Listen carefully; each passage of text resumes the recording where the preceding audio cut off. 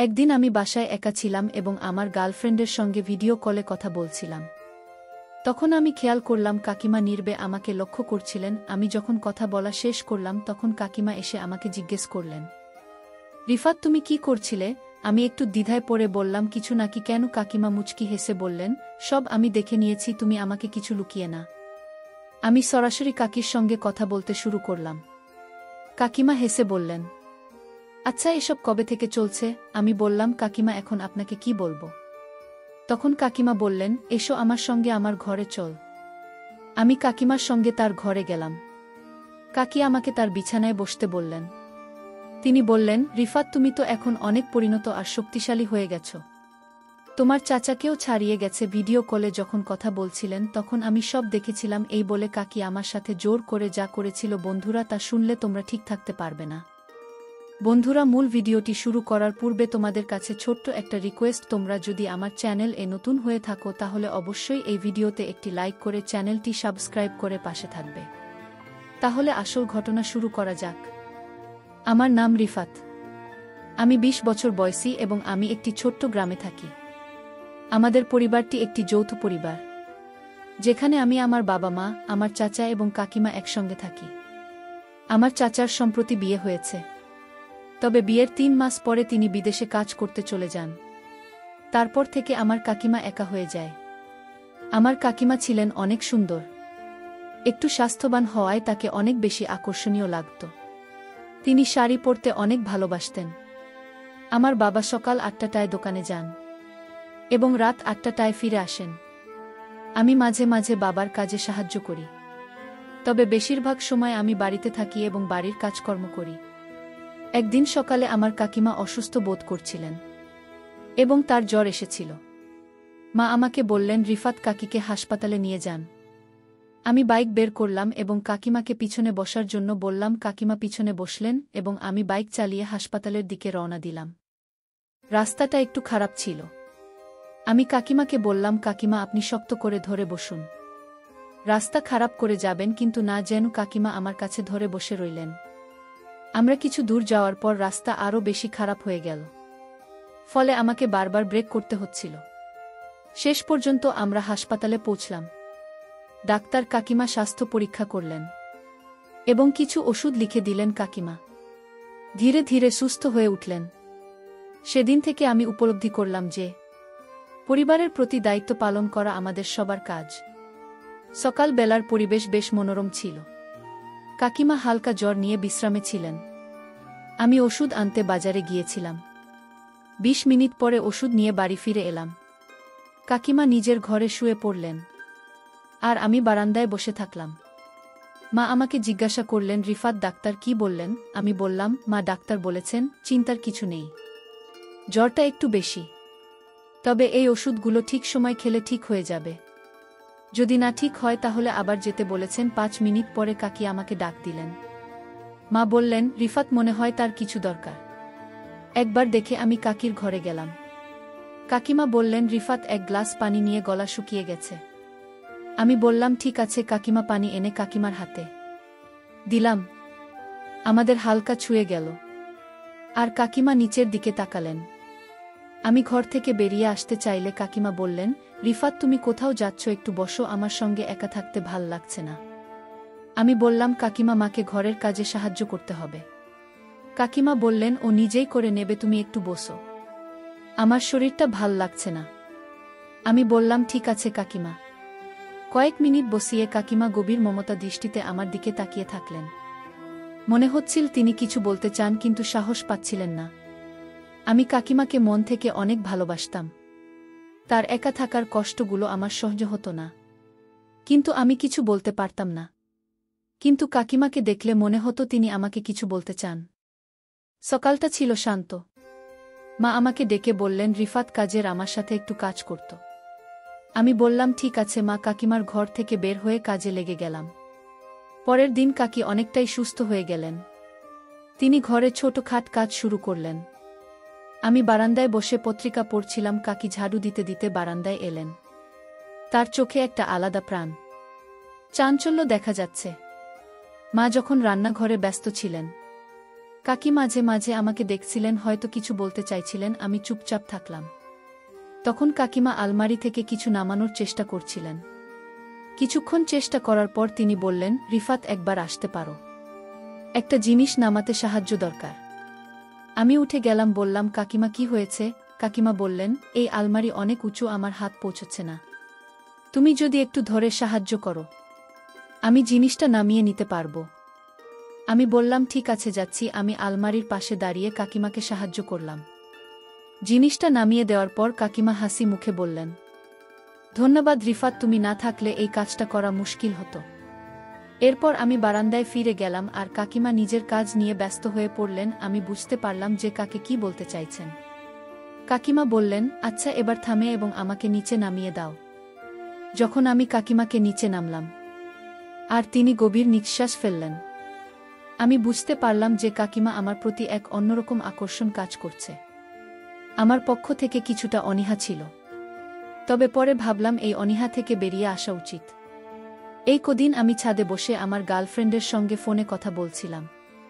রাত তখন প্রায় 10টা বাজে। বাবা মা ঘুমিয়ে পড়েছিলেন, কিন্তু কাকিমা তখনও জেগেছিলেন। কাকি বুঝতে পেরেছিলেন যে আমি কারো সঙ্গে ফোনে কথা বলছি। তিনি ছাদে এসে বললেন, রিফাত, তুমি এই সময় কার সঙ্গে কথা বলছো? আমি বললাম, কাকিমা, এটা একটা বিশেষ বিষয়। কাকিমা বললেন, তাহলে এতই বিশেষ? আমি বললাম, কাকিমা, তেমন কিছু নয়।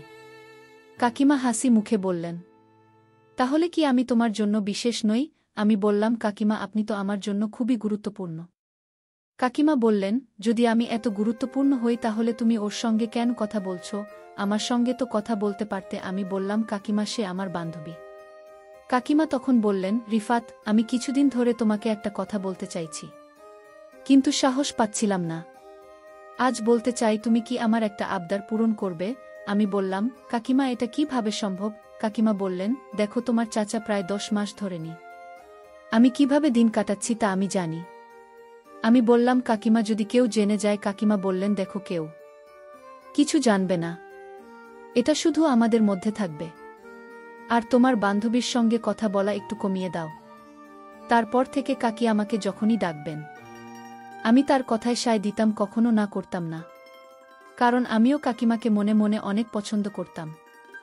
রিফাত তার পরিবারের সঙ্গে একটি মিষ্টি ও স্বাভাবিক সম্পর্ক বজায় রাখতে একদিন সন্ধ্যায় কাকিমা ছাদে কিছু কাজ করছিলেন আর রিফাত সেখানে ছিল। কাকি হাসি দিয়ে বললেন, রিফাত, তুমি তো অনেক, কিভাবে এত ফিট থাকো? রিফাত হালকা হেসে উত্তর দিন, কাকি, এটা আমার প্রতিদিনের অভ্যেস আর সঠিক খাবারের কারণে। কাকি বললেন, তাহলে আমাকে শেখাবে কিভাবে সুস্থ থাকতে হয়? রিফাত মাথা নেড়ে বলল, অবশ্যই চাইছি।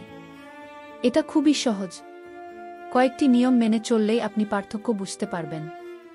কথার ফাঁকে কাকি আবার বললেন, রিফাত, তুমি পড়াশোনা আর অন্য কাজের মাঝেও এত সময় কিভাবে ম্যানেজ করো? রিফাত শান্তভাবে বলল, কাকিমা, সবকিছু পরিকল্পনা করে করলে সময়ের অভাব হয় না। পরের দিন সকালে রিফাত ও কাকিমা একসঙ্গে বাড়ির কাজ করছিল। মা বাবা তখন বাজারে ছিলেন। কাকি বললেন, তুমি তো অনেক কাজ জানো, আমি তোমার চাচার মতো এত ভালো সহকারী আর পাইনি। রিফাত হেসে বলল, কাকি, পরিবারের সবাই একসঙ্গে কাজ করলে সেটা আনন্দের হয়ে ওঠে। এইভাবে কাকিমা এবং রিফাতের সম্পর্ক আরও গভীর এবং পারস্পরিক শ্রদ্ধার গড়ে ওঠে। এক রাত আমার ফোন বেজে উঠুন। আমার ঘনিষ্ঠ বান্ধবী ফোন করেছিলেন। আমি তখন আমার ঘরে বসে তার সঙ্গে কথা বলছিলাম। কথোপকথনের সময় আমি বললাম, সোহাগী, তুমি কি আমার সঙ্গে দেখা করতে পারবে? সে একটু অবাক হয়ে জিজ্ঞেস করল, রিফাত, এতদিন তো আমাদের বন্ধুত্ব হয়েছে, কিন্তু তুমি কেন হঠাৎ এমন কথা বলছো? আজ তোমার কি হয়েছে? আমি হেসে বললাম, কিছু না, মনে হলো তোমার সঙ্গে দেখা করা দরকার। সোহাগী বলল, ঠিক আছে, আমি তোমার সঙ্গে দেখা করতে রাজি। বল, কোথায় দেখা করব? পরের দিন আমি তাকে একটি নিরিবিলি জায়গায় নিয়ে গেলাম এবং তার সঙ্গে সুন্দর সময় কাটালাম। সোহাগী ও আমাকে না করেনি, কারণ সে আমাকে অনেক ভালোবাসত। আমাদের দুজনেরই জানা ছিল যে আমরা ভবিষ্যতে বিয়ে করার পরিকল্পনা করছি, কিন্তু সোহাগী জানত না যে আমার জীবনে আরও একটি সম্পর্ক আছে। আমি চেষ্টা করেছিলাম বিষয়টি গোপন রাখতে। আমি জানতাম যদি সে জানতে পারে তবে সে আমাকে ছেড়ে চলে যাবে। তাই আমি কাকিমার বিষয়টা গোপন রেখেছিলাম। এই অভ্যাস আসলে আমাকে আরও বেশি জটিলতায় ফেলে দিয়েছিল। আমি বুঝতে পারছিলাম না কিভাবে সামলাব। সেদিন সোহাগীকে তার গন্তব্যে পৌঁছে দিয়ে আমি বাড়ি ফিরে এলাম। অনেক ক্লান্ত হয়ে পড়েছিলাম এবং আমার ঘরে গিয়ে শুয়ে পড়লাম। তখন দুপুর প্রায় 2টা বাজে। আমি কখন ঘুমিয়ে পড়েছিলাম বুঝতেই পারিনি। হঠাৎ 4টার দিকে ঘুম ভাঙান। কিছুক্ষণ পর আমার ঘরের দরজায় টোকা পড়ল। আমার কাকিমা ঘরে ঢুকে বললেন, রিফাত, কি হয়েছে? আজ তোমাকে বেশ ক্লান্ত লাগছে। আমি বললাম, হ্যাঁ কাকি, একটু কাজ ছিল, সেটা শেষ করে ফিরেছি, তাই ক্লান্ত লাগছে।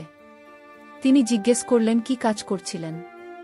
আমি ভেবে দেখলাম যদি সব সত্যি বলে দিই তবে পরিস্থিতি জটিল হতে পারে। তাই বললাম, আরে না, তেমন কিছু নয়।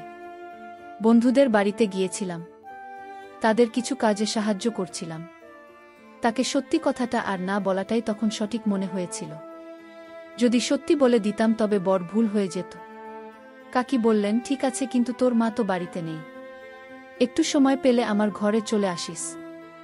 আমি বললাম, কাকিমা, আজ খুব ক্লান্ত লাগছে, কাল নিশ্চয়ই আসতো।